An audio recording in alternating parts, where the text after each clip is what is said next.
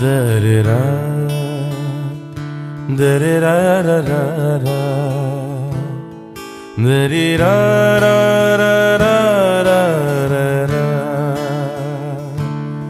da-da-da, da-da-da-da-da-da,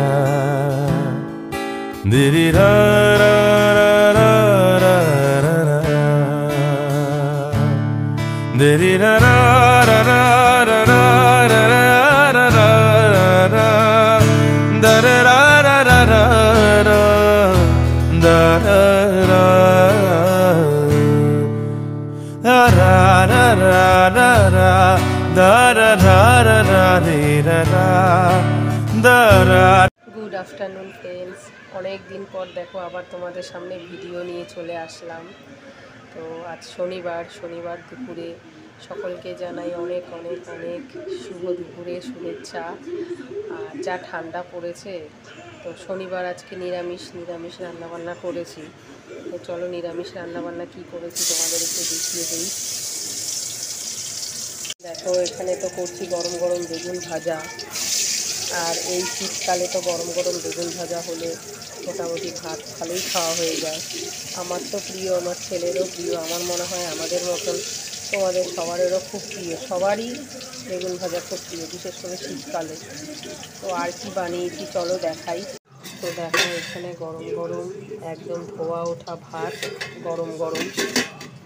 আর এখানে আছে হচ্ছে ছোট আলু দিয়ে, ছোট নতুন আলু দিয়ে, কড়াইশুঁটি দিয়ে, ধনেপাতা দিয়ে তোমার হচ্ছে পনিরটা আজকে এইভাবে করেছি, ছোট আলু দিয়ে আর কড়াইশুঁটি দিয়ে ধনেপাতা পেস্ট করে দিয়েছি, টমেটো পেস্ট করে দিয়েছি, আদা কাঁচা লঙ্কা পেস্ট করে দিয়েছি, দিয়ে করেছি। এখানে পুঁই শাকের যে দানা হয় এই সময়টা খুব ভালো পাওয়া যায়, সেটাকে আমরা পুঁই মেটুলি বলি। তো ওই পুঁই মেটুলিটা আজকে যেহেতু নিরামিষ, নাহলে এটা আমরা মাছের মাথা বা মাছের তেল দিয়ে পেঁয়াজ দিয়ে করি, খুব ভালো লাগে খেতে। তো আজকে যেহেতু নিরামিষ ওই জন্য এটাকে সব সবজি দিয়ে শুকনো শুকনো করে করেছি। কুমড়ো, আলু, বেগুন, শিম, একটু মূলো দিয়েছি, দিয়ে ভালো করে করেছি, একটু গাজর দিয়েছি, দিয়ে শুকনো শুকনো করে করেছি। তো এখানে গরম গরম বেগুন ভাজা দেখতেই পাচ্ছ, বেগুন ভাজা, এই গরম গরম বেগুন ভাজা হলেই তারপরে খাবারটা বাড়বো। গরম গরম খেয়ে নিতে হবে, কারণ যা ঠান্ডা পড়েছে, ঠান্ডার মধ্যে গরম গরম ছাড়া আর অন্য কোনো কিছুই ভালো লাগবে না খেতে। তো চলো, আজকে শনিবারের আমার নিরামিষ মেনু তো এইটাই। আশা করি তোমাদের তো সবারই মনে হয় দুপুরের খাওয়া হয়ে গেছে।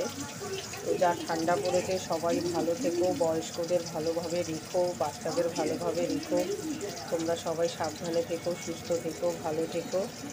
আজকের মতন ভিডিওটা এখানেই শেষ করি। টাটা।